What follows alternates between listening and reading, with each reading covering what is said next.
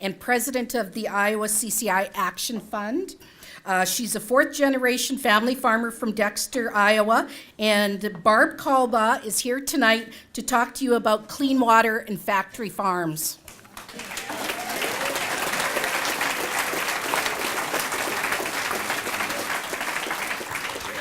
Hi, everybody. I'm Barb Kalbaugh from Dexter, Iowa. Big corporate-owned farming is on the rise. They are blinded by money and power, and they have plenty of both.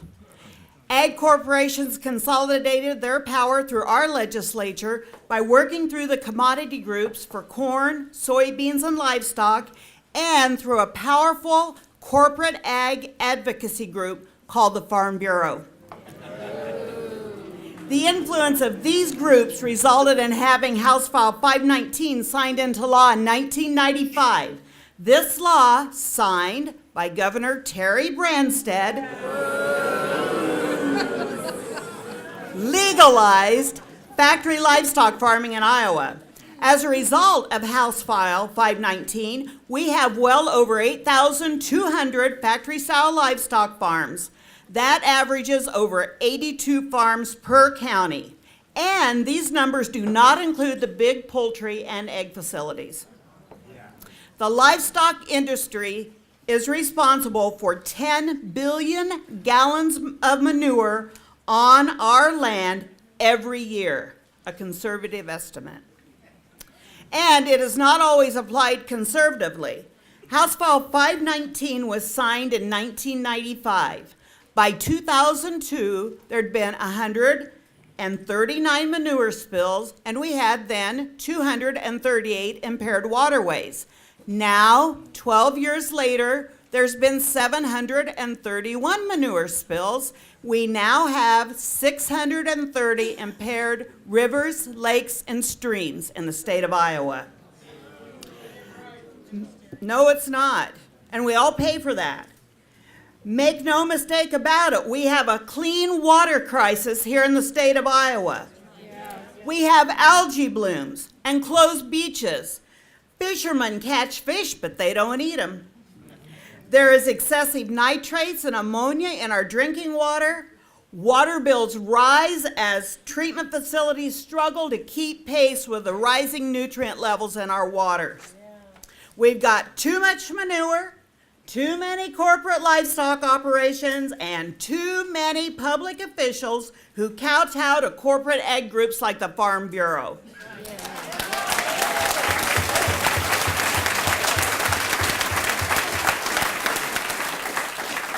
Those who are required to protect our environment often use profits over people and the interests of corporate ag over the health and welfare of everyday Iowans like us. This has to stop.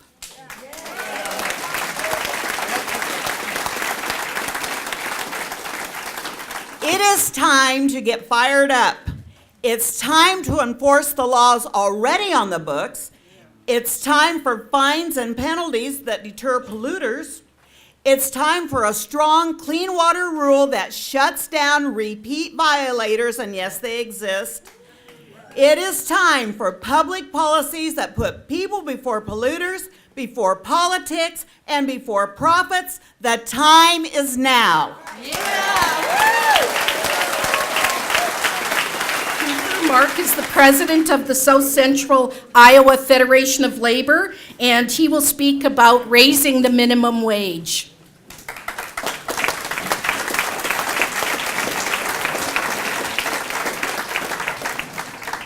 Thank you and good evening. Tonight I have been graced with the task of talking about why it is important that we raise the minimum wage in our state and in our country. I, together with the president of the National AFL-CIO, Richard Trumka, jointly support raising the minimum wage. Some people wonder why the AFL-CIO is in support of raising the wage when the vast majority of our members make more. Well, we at the Federation believe that all workers should be treated with dignity, respect, and a livable wage. I would like to... Okay, I only got 3 minutes, so no clapping. I would like to clear up some misconceptions in regard to the conversations that are happening in reference to the minimum wage increase. According to the Iowa Policy Project, the average age of a minimum wage earner is not a teenager. Instead, the average age is 35 years old. A prominent impact of raising the wage would be that over 300,000 Iowans would get a raise.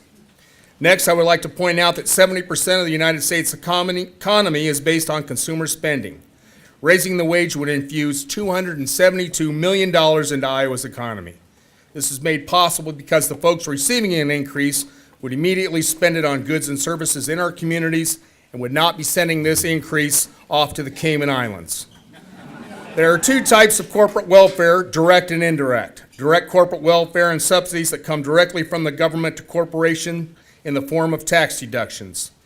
Indirect welfare happens with the taxpayer-provided assistance the corporation's employees receive because those same employers choose to pay an inadequate wage. This assistance in the form of help with rent, food, child care, and health care. For example, McDonald's workers utilize $1.2 billion with tax dollars in the form of public assistance a year. Another argument in raising the minimum wage hurts business. McDonald's Corporation enjoys a profit of $6 billion a year.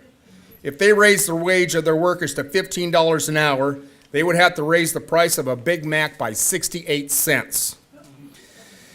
If McDonald's didn't increase the price of a Big Mac, this would reduce their bottom line to a partly $5.6 billion a year. Now I will pause a second, only a second, while we wipe our collective tears from our eyes for Ronald McDonald. I would like to close my remarks with two quotes.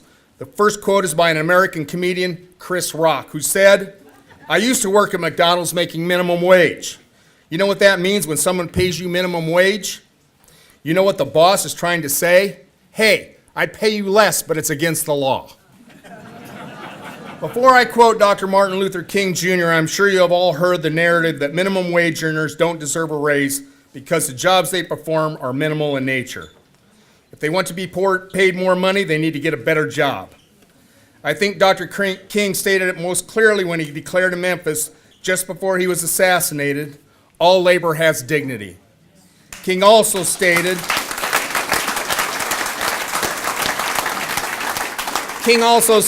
that sanitation workers deserve a living wage and union rights.